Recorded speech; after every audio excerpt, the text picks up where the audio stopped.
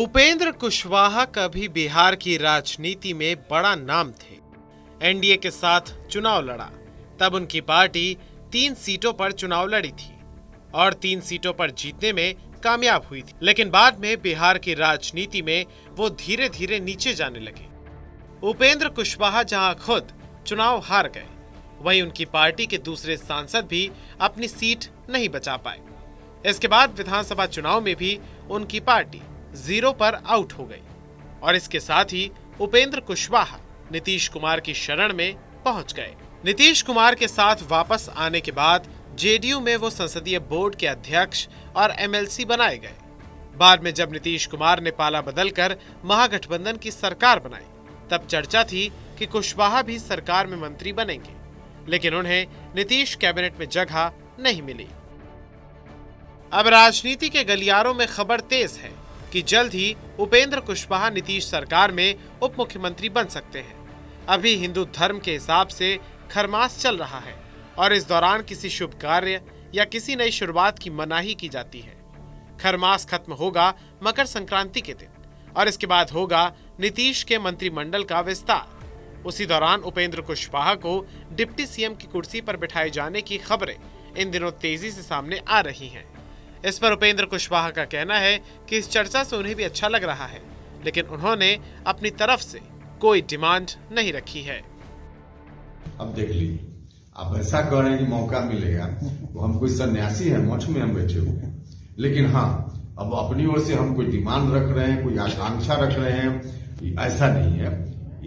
ऐसे विषयों पर निर्णय लेना माननीय मुख्यमंत्री जी का काम होता है, निर्णय लेंगे, लेकिन इसको लेकर के कोई बहुत चर्चा की जाए इसकी जरूरत नहीं। मंत्रिपरिषद का कब विस्तार होना है और किनको लाना है नहीं लाना है, इस पर दूसरा व्यक्ति क्या जवाब देगा? यह विषय तो सीधे मुख्यमंत्री जी का विषय है।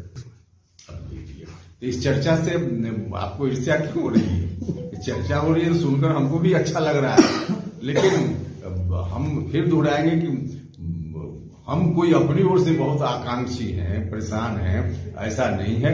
हम जहां हैं, पार्टी की सेवा, लोगों की सेवा कर रहे हैं और हर तरह से ठीक ठाक कर रहे हैं। फिलहाल बिहार के डिप्टी सीएम तेजस्वी यादव हैं।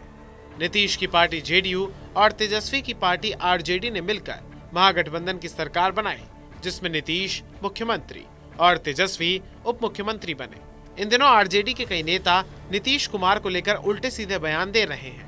डिप्टी सीएम की रेस में शामिल होने के सवाल से पहले उपेंद्र कुशवाहा से इस अहम मुद्दे पर भी सवाल पूछा गया, जिसके जवाब में उन्होंने क्या कहा, आप खुद सुन लीजिए। महागठबंधन पर कोई भी कुछ बोलता है बर्दाश्त नहीं होगा और लोग बोलते जा रहे हैं, उनके पार्टी कहीं वो कार्रवाई नहीं कर रहे। इसका अर्थ तो हमसे ज्यादा आप ही लोग लगा सकते हैं कि इसका क्या मतलब हुआ। आरजेडी में तेजस्वी जी कह रहे हैं कि बर्दाश्त करने लायक नहीं है, तो आखिर बर्दाश्त क्यों कर रहे हैं? कार्रवाई तो उन्हीं को करना है, तो बर्दाश्त क्यों कर रहे हैं? अब इस सवाल का जवाब भी तो वही दे पाएंगे। तेजस्वी पर तंज के तीर चलाने के बाद उपेंद्र कुशवाहा ने एक बार फिर नीतीश कुमार को पीएम मटेरियल घोषित कर दिया। सबसे पहला आदमी उपेंद्र कुशवाहा ही है जो शुरुआती दौर में नीतीश कुमार जी के बारे में कहा था कि नीतीश कुमार जी पीएम मटेरियल है, याद कीजिए। तो उस समय कुछ लोगों को लगा था अटपटा, लेकिन उस समय हमने जो बात कही, आज तो चारों तरफ से इस बात का समर्थन हो रहा है हमारी पार्टी में, महागठबंधन में, तो वाकई नीतीश कुमार जी पीएम मटेरियल हैं। नीतीश और उपेंद्र का सही तालमेल तो जग जाहिर है। अभी तो मुद्दा है डिप्टी सीएम की कुर्सी का। अगर उपेंद्र कुशवाहा डिप्टी सीएम बनते हैं, तो फिर तेजस्वी यादव क्या करेंगे? क्या बिहार को 2 डिप्टी सीएम मिलेंगे, जैसा कि नीतीश ने संकेत दिए थे? उस हिसाब से तेजस्वी को मुख्यमंत्री बना दिया जाएगा।